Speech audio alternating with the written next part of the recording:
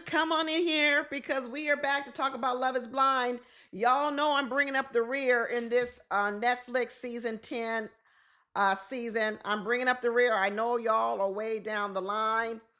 So I am not recapping episodes, but what I am doing is I'm talking about different themes of different episodes. And so far, I've only watched episode 1 and 2. Episode 1, I focused on what the real reason is that Netflix didn't want to film Christine and Vic.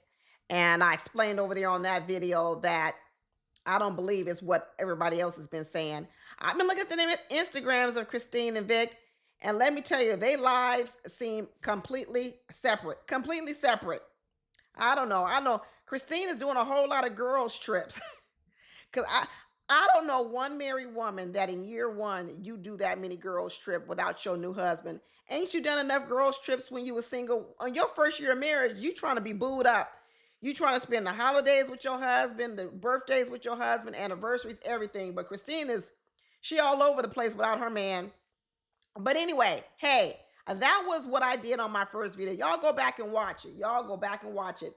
Because right now, what I got to talk about is what I saw on this screen with, they're calling it a love triangle. That's what y'all are saying out here in the street. It's a love triangle between, what's his name? Kevan or Kevin, Keya, and Tyler. It ain't a love triangle.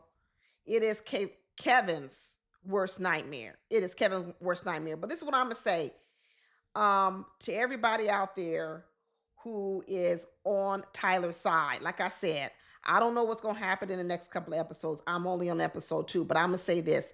Tyler, you are a horrible listener. I sure am.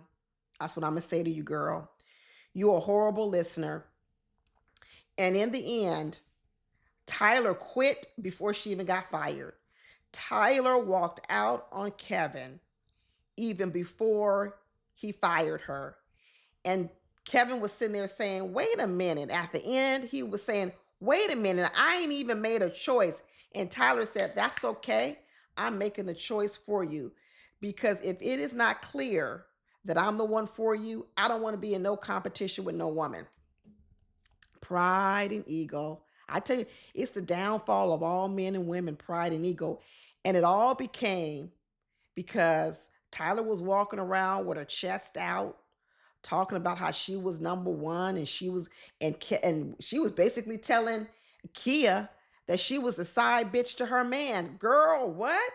You was walking around with all this confidence, and then all of a sudden, Kevin didn't validate you the way you need to be validated, choosing you at the speed you want to be chosen. And you was like, I'm not going to be sitting around waiting for you to choose another woman. I'm out of here. If you don't know who you want, blah, blah, blah, I'm out. And Kevin's like, what's going on? What's going on? This is what I want to say.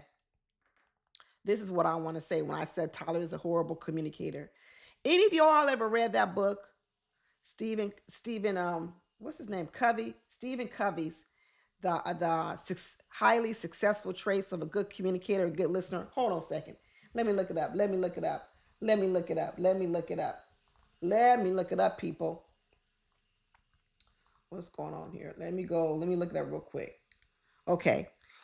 This is something I learned a long time ago, and I'm going to share it with all y'all because I'm going to tell you it's golden.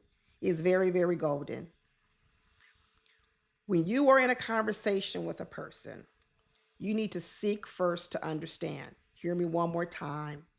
Seek first to be understand. Seek first to understand the other person. Then secondly, then seek to be understood. I know y'all don't like it because it makes you feel like you go in second.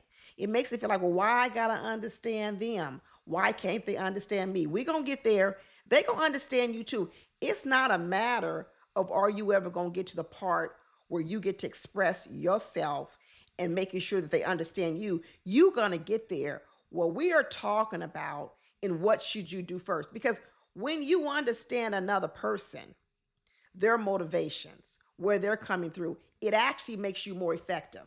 Think about it, y'all. Let's say you're a lawyer. Let's say that you are a lawyer and you about to go up against another lawyer. In a lot of ways, wouldn't you want the opponent to go first and present all the evidence so you know what they got, what cards they holding, what's their motivation, what's going to be their game plan?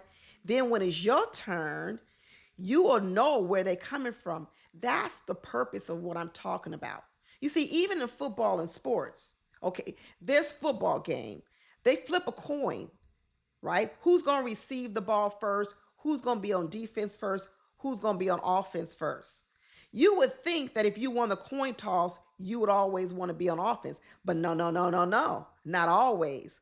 A lot of times, what teams will do is say, I won the toss, but I'm going to defer to you. I'm going to let you talk. I mean, I'm going to let you go ahead and put your offense on the ground, on the floor. I'm going to sit back and wait, play defense, and then initially, and then after that, I'll respond. You see, this is what I'm getting. It don't mean that you're not going to get your shot at offense. It doesn't mean you're not going to get yourself to get your time to talk. But what it means is, what should you do first?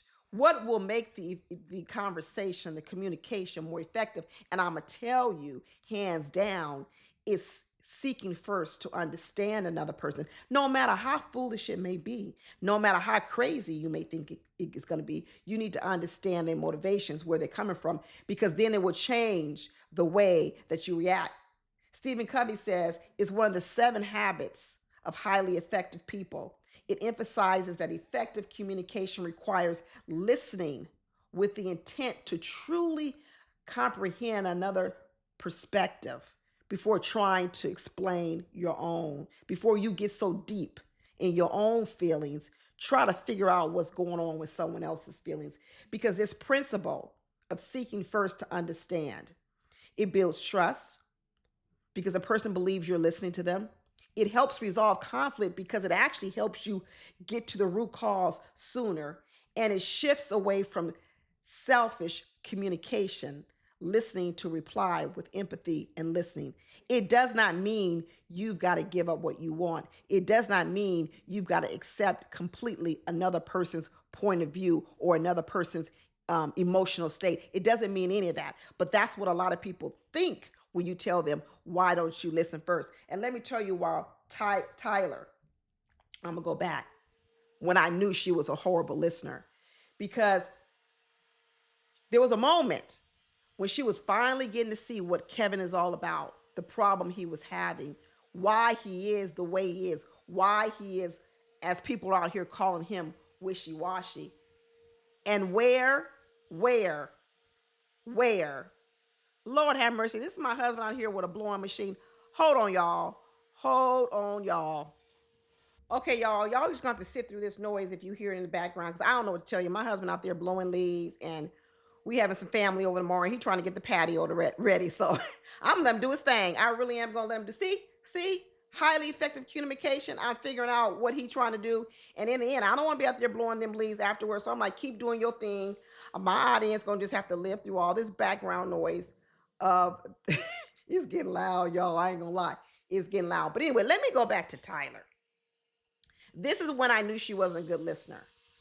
First of all, Kevan was telling the story of how his mother, when he was at the young age of 18, had to have a whole leg amputated.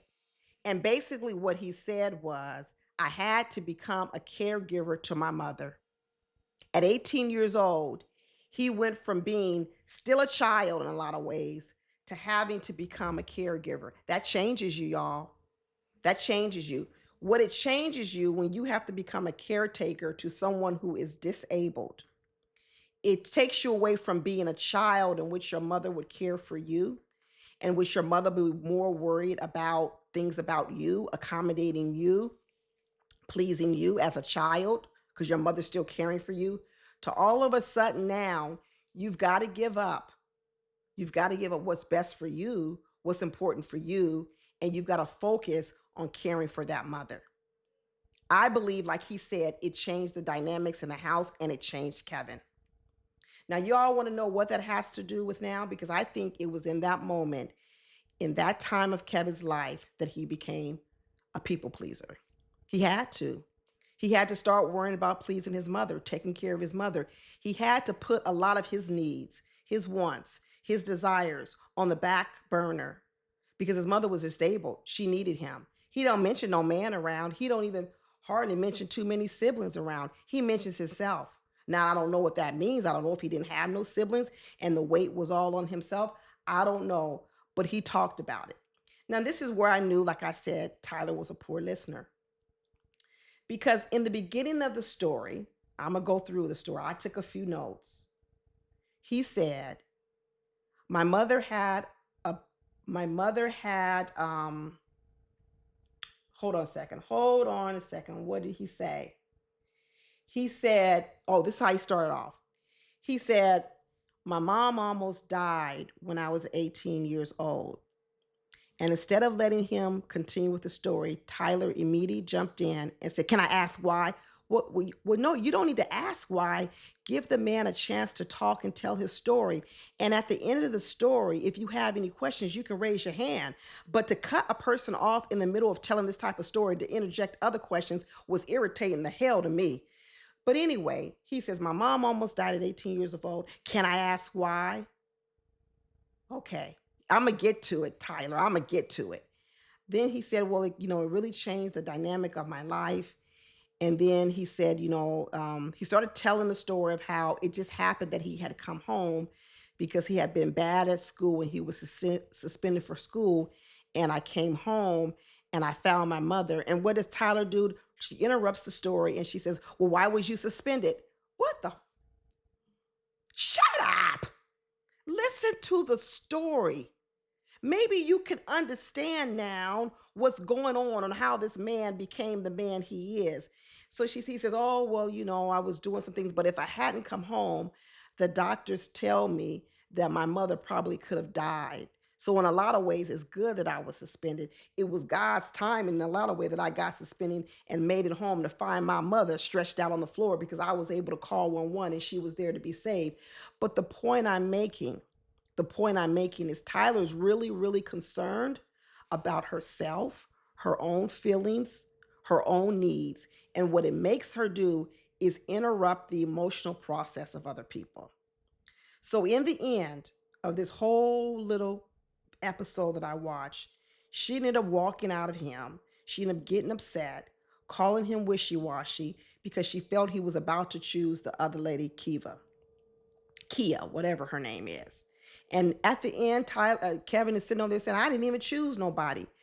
But what Tyler couldn't sit through, she couldn't sit through the not knowing. Just like she couldn't sit through the not knowing of his story, she had to interrupt and ask questions. She couldn't sit through the not knowing of who he was going to choose. She couldn't sit through it. You see, and what I see happening to Kevan, like I said, I didn't watch the other episodes. Maybe in the end, I really won't like him either. I don't know. But all I'm saying is what I saw in him was a man that struggled with one person not getting what they want. He's a people pleaser. So it looks like early on, his first and second choice kept flip flopping back and forth. And at one time on this episode, it looked like Tyler was in the front. She was in the front because you know what? She was doing the hard press. She was basically telling him how to feel. She was the one leading, basically saying Keva's the side chick. She's the number one. You and me, we're going to be married. We're going to have kids. We're going to do this. And Kevan is sitting there saying, great, I'm glad you've made all the decisions.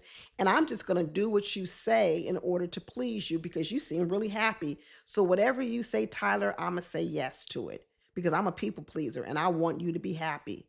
But then lo and behold, here comes Keya in the room. And Keya says, wait a minute, you done chose so quickly. Why are you making such a knee-jerk reaction? Why are you closing the door on us so soon? Guess what Kevan then sees? Kevan sees Keya not happy. Uh-oh. He's like, oh my gosh, I don't want to hurt anybody's feelings. I don't want to be playing with no one's feelings. I don't like this position that I have to make a decision and someone might get hurt. Well, what about your feelings, Kevan? Why don't we focus on that? Instead of focusing on not hurting Tyler's feelings or not hurting Keva's feelings, why don't we focus on you being able to make a decision that actually nourishes you the most? He can't because he ain't never done it before. He ain't done it since he was 18 years old. He doesn't know how to do it. He doesn't know how to choose himself at the expense of someone else being hurt. Will someone else lose? Yeah, they are going to lose, Kevin. Either Tyler's going to lose or Kevin's going to lose. And that decision of having to choose a person and someone else losing was painstaking for him. And so when I say learn to read a room, learn to read a room, because I think what Tyler did was she made it all about herself. She made his indecision to be about somehow he liked Keya better, whatever how you pronounce her name. He liked her better, and I don't think that's what it is at all. I don't know who he liked better, right? Maybe I'll find out later on in these later episodes who he liked better. I don't know who he likes better, and I don't even think he knows who he liked better. I think he was choosing whomever he could please in the moment. And that's what causes the wishy-washy, because you please this person, then you please this person, then you please this person, and please this person. And you never sit to figure out, well, what do I want? What's best for me? And how are those people developed? How do you become that type of a person once you get older? Because a lot of ways you were groomed that way. Now, maybe on purpose, not on purpose. And in this particular case, I don't think it was on purpose. I just think that he was put in a position whereby he had to help with his mother who was disabled. So he had to learn how to put some things on the back burner, just like mothers do with their children all the time. And then later on down the line, you don't even know how to choose yourself. I know a lot of people can relate to this. I know a lot of people can relate to being people pleasers. A lot of people can relate to not feeling good when you choose yourself, but other people lose. And I know a lot of people who've been in situations where there might have been someone in your life who complained about your people pleasing ways and felt you weren't loyal to them or in some other kind of way because you might have been wishy washy because you didn't want to hurt anybody. Or they might have said, you don't take a side, you don't take a stand, you always want to be in the middle, take a stand, take a position. And a lot of things, what they were saying was correct, but they don't know the why. They don't know the why you're that way. And maybe you didn't even know the why you're that way. This is why I say on every single episode, I always tell y'all, we didn't wake up like this. I know Beyonce made a song about it. We woke up like this. No, we didn't. We didn't wake up like this. We didn't come out the womb like this. There were circumstances, there were trials, tribulations in our lives that made us this way. And now we're sitting here looking at a man, Kevan, a grown ass man. And what I think is he struggles with making decisions in which there's going to be a person who gets hurt. He struggles with making decisions that might be best for himself, even though he knows he's going to have to hurt another person's feeling. You see, Tyler, she was more the assertive one. She was the more aggressive one. She was the one more laying down the law on what she thought Kevan needed. And so he was willing to go in her direction. But then Keya came along and said, you don't have to choose Tyler. You can keep the door open. You can date multiple people. And that's when he said, you're right, Keya. I should be able to date other people. That is what the experiment is about. Why must I decide so soon? So I think you're right, Keya. I think I do need to date people longer. I do need more time to figure it out. And when he went back to Tyler and told Tyler, listen, I've got to try to do something that's right for me, which is date you two a little bit longer so I can really, really know. Tyler said, don't worry about it. That's what she did. Don't worry about it. I'm out. If you don't know who you want, I'm out. She interrupted the whole process. And what did that do for Kevan? More than likely, it further triggered him and traumatized him. Because remember, if you're afraid of choosing yourself because you might hurt another person or you might lose another person, then it makes you never choose yourself. And then in this particular moment, when Kevan finally said to Tyler, listen, I might need to keep this open a little bit longer so I can decide which one of you. In the end, Tyler got upset. She was mad. She even told that man, listen, I don't want to hear another word from your mouth talking about how great I am. Girl, girl. So basically, Tyler was so upset, so in her feelings, so mad that she wasn't chosen, that she was number one, that she talked to that man like that. She gave no time, no credence to maybe what was going on internally with him. Now, this goes back to what I said about highly effective people. Does it mean that nowhere along the way you can't be understood yourself? Absolutely. She could have expressed her feelings. She could have understood that he struggles with these types of decisions, but she could have also explained how that also makes her feel. But she didn't have to approach it in a way that actually didn't help solve the problem. It exasperated the problem. She probably think, yeah, I solved the problem. I solved the problem like that. But no, no. Because in the end, that type of communication that she exhibited here in this episode that I watched, that's not good communication. Not at all. That's called selfish communication. And if I'm ever in a situation with her, I'm going to have a problem. Because if all we here to do is make you feel good, and you're not going to worry at all about what I'm going through, we're going to have a problem. You're going to need to understand me, right? See, once you learn this technique of highly effective communication, not only will you learn to understand other people, but you will also learn how to draw boundaries to make sure other people give you the room to be understood. You'll do both. You'll learn how to do both. You'll say, hey, I'm willing to listen, but you're going to have to also listen to me, right? Not you always got to go first and express all your feelings, all your hurts, all your pains, all your insecurities, everything, which is Tyler. We understand Tyler was feeling insecure. We understand Tyler wanted to win, right? She was up there in that lounge room with the women talking about Keya. Keya was sitting right there. She act like we don't know Keya was the other woman. I didn't like that either. I didn't like all that bravado. See, part of it was she was probably going to be embarrassed. It's ego, egg on your face.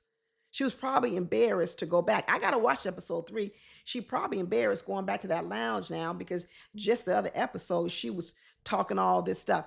I don't know what's going to go on next. I've seen clips, right? I've seen memes from Tyler. Is she now going to try to clown Kevan so everybody can be on her side? I sure hope not. I sure hope not. Everybody got responsibility in this. Does Kevan got some responsibility in how this went wrong? It sure does. But so does Tyler. I want to know with Tyler how she got here. That's what I want to know, Tyler. You see, I'm gonna tell you another part I noticed. When Tyler thought she had Kevan in the bag, all of a sudden he switched and he started actually leaning in more to Keya. And I noticed a really key time when that happened. You see, when people are people pleasers, they tend to typically gravitate towards more vulnerable people because those people need their help more. Strong, independent people don't always solicit the help of a people pleaser because people pleasers want to go where they think the help is needed, the most wounded sometimes, the weakest. That's why people pleasers always talk about how they get used because in a lot of ways, people who do want to use people look for people pleasers, but people pleasers also look for the wounded. You heard me right. People pleasers look for wounded. But remember, Tyler had the persona that she was strong and independent. She basically was saying she was going to put Kevan on her back and she was going to ride him all the way to the altar. But Keya came in here and Keya started telling some really sensitive and opening stories. She talked about how her dad passed away at an early age. She talked about her mom had an addiction. Her mom wasn't really there for her. She was basically a parentless child. It was her grandmother who had to raise her and then become the parent. Okay. And then her granddad passed away. And she told some really heartwarming stories. And in that moment, that's when I saw Kevan melt towards Keya. Because all of a sudden, what got ignited in Kevan was, oh, here's a woman that I can nurture, just like he nurtured his mom. Here's a woman that I might can possibly console or take care of. And I saw that moment where he started to bend towards Keya. And this is what I'm saying. Learn how to read a room. Learn how to read people. Learn how to listen to become an effective communicator and an effective responder. Because if you're dealing with a man who likes to save, who likes to rescue, who likes to be your captain, save a hole, then the last thing you want to be is a Tyler who comes in storming like she's Superwoman and she gonna put you on her back. I remember in episode 1, I didn't talk about it because I was too busy talking about other things. Tyler said, Tyler said in one of her opening lines, um, what did she say? She said something about she has lived up to become the woman she admires. It was some over compliment of herself. A lot of people might have thought that was, oh, that's such good self-esteem. No, I didn't look at it like that. I didn't look at it like that at all. I forget what she said. I wish I could go back and find the notes, but I can't find the notes because it was a couple of episodes ago. But hey, she dropped the ball. She did. And I'm not saying in the end she should have been with Kevan in the first place, but she absolutely, positively read the room wrong. She read his intentions wrong. She read it all wrong. And because she read it wrong, her whole entire response was wrong. There's no other way to put it. It was wrong, wrong, wrong, wrong, wrong. Learn how to read a room. That's it. Bye.